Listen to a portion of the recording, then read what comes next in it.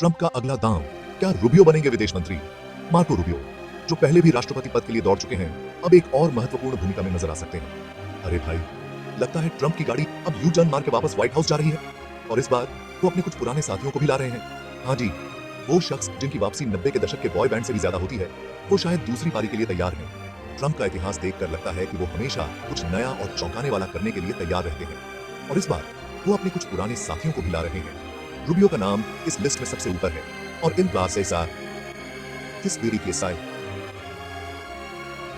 वो अपने कुछ पुराने साथियों को भी ला रहे हैं। रूबियो का नाम इस लिस्ट में सबसे ऊपर है। बाजार में चर्चा गर्म है कि फ्लोरिडा वाले सीनेटर मार्को रूबियो को विदेश मंत्री बनाया जा सकता है। बाजार में चर्चा गर्म है कि फ्लोरिडा वाले सीनेटर मार्को रूबियो को विदेश मंत्री बनाया जा सकता है। रूबियो की राजनीतिक समझ और अनुभव को देखते हुए यह फैसला ट्रंप के लिए फायदेमंद साबित हो सकता है। अब इससे पहले कि आप टेंशन में आ जाएं, थोड़ा समझते हैं इस खेल को। ये कोई आम पॉलिटिकल गॉसिप नहीं है दोस्तों, ये ट्रंप है यार। थोड़ा समझते हैं इस खेल को। ये कोई आम पॉलिटिकल गॉसिप नहीं है दोस्तों, ये ट्रंप है यार। ट्रंप की हर चाल में एक गहरी रणनीति होती है।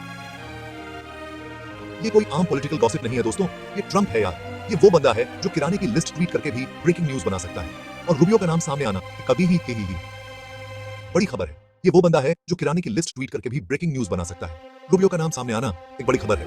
देखते हैं आगे क्या होता है कि वैसी सादी ट्रंप की रफ्तार नहीं थमे। इस खबर से हंगामा क्यों मचा? बात यह है कि ट्रंप की पॉपुलैरिटी कॉकरोच जैसी है, जो परमाणु युद्ध में भी जिंदा रह जाए। पोल में देखें तो रिपब्लिकन रेस में वो अभी भी सबसे आगे है, और ये रूबियो वाली बात, इसने तो सबको सोचने पे मजबूर कर दिया, चाहे वो राजनीति के रसीले हों या आपके चाचा जी जो अभी भी ट्विटर को ट्वीट मशीन बुलाते हैं। देखो, रूबियो और ट्रंप, ये दोनों कभी दोस्त नहीं थे। छोटू मार्को याद है? हाँ, वो कोई तारीफ तो नहीं थी, लेकिन यार राजनीति भी प्यार और रियलिटी टीवी की तरह है। यहाँ चीजें एग्जीक्यूटिव ऑर्डर से भी तेज बदलती हैं। छोटू मार्को, बड़ी कूटनीति, रूबियो का विदेश मंत्रालय का सफर। रूबियो का विदेश मंत्रालय का सफर।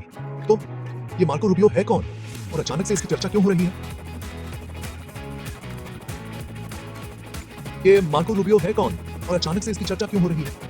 जरा सोचो, फ्लोरिडा की धूप, क्यूबन कॉफी, और एक ऐसा बंदा जो किसी लैटिन पॉप बैंड का लीड सिंगर लगता हो।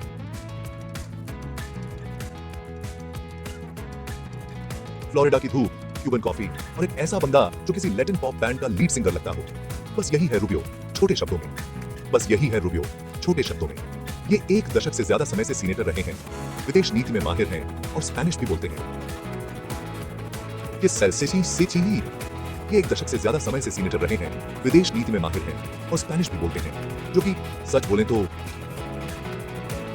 अच्छा छोड़ो, समझ गए होंगे। जो कि सच बोले तो अच्छा छोड़ो, आप समझ गए होंगे। लेकिन मजेदार बात यह है कि रूबियो का ट्रंप के साथ इतिहास रहा है। लेकिन मजेदार बात यह है कि रूबियो का ट्रंप के साथ इतिहास रहा है, और जरूरी नहीं कि वो अच्छा ही रहा हो, और जरूरी नहीं कि वो अच्छा ही रहा हो। लेकिन हो सकता है कि ट्रंप को यही चाहिए।